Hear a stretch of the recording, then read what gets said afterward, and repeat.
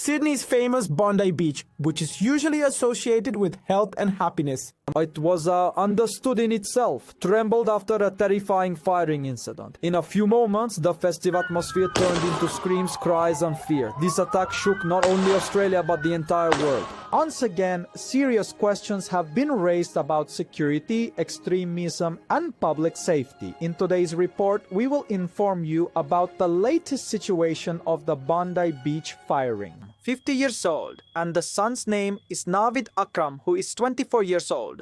Sajid Akram came to Australia from the Indian city of Hyderabad in 1998 on a Talabila visa, while his son Naveed was born in this country and is an Australian citizen. The police state that the father had a firearms license under which 6 guns were registered. The attackers also went to the city of Davao in the Philippines in November 2023, where investigations into extremist activities are ongoing. 2 Islamic State flags and 2 homemade bombs were also recovered from the squares, and it was revealed from speeches that the accused had declared themselves supporters of Daesh. A total of 15 people were killed in this shooting attack, including a 10-year-old child. Approximately 48 people were transferred to the hospital, and the injured included 4 children. During the attack, 2 police officers were also injured, one of whom was in critical condition. The injured include the civilian who tried to save others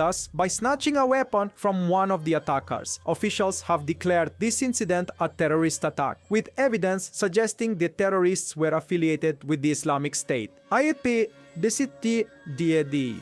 Australian Prime Minister Anthony described it as extremely pure shame and terrorism based on communal enmity. He clarified that the target of the attack was the Jewish community in Sydney, which was celebrating a festival. According to initial reports, the shooters had adopted extremist Islamic ideologies. In their car, the flag of the Islamic State and explosive materials were found. As soon as the attack was reported, police and emergency teams arrived at the scene and took immediate action. The police shot and killed one attacker, Sajid Akram, and arrested the other attacker, Naveed Akram, in an injured condition.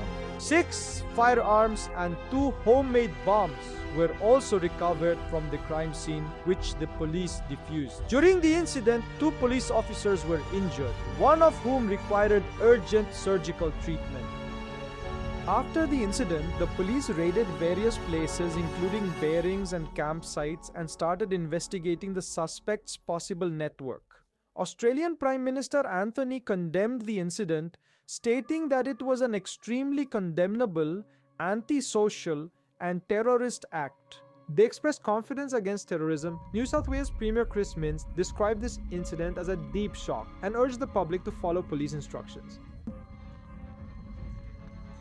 He also praised Ismarat Mujahid, who saved citizens' lives during the attack. Interior Minister Tolly Burke described it as an inhumane and barbaric act. British King Charles, the United Nations, and other global leaders also condemned the terrorism. After the incident, the National Cabinet has vowed to further tighten gun laws. This includes declaring only citizens eligible to possess guns, the prompt implementation of a national firearms registry, and setting a limit on the number of weapons a person can possess.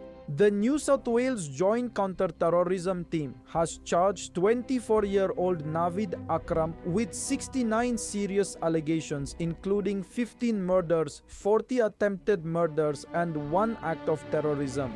The accused did not apply for bail, and the next court hearing is scheduled for April 8, 2026. Raids are being conducted at various locations to find any accomplices involved in the attack. Authorities are also investigating details of the trip to the Philippines and the accused's possible military training. The New Zealand police stated that this incident is the deadliest terrorist attack in Australia's history.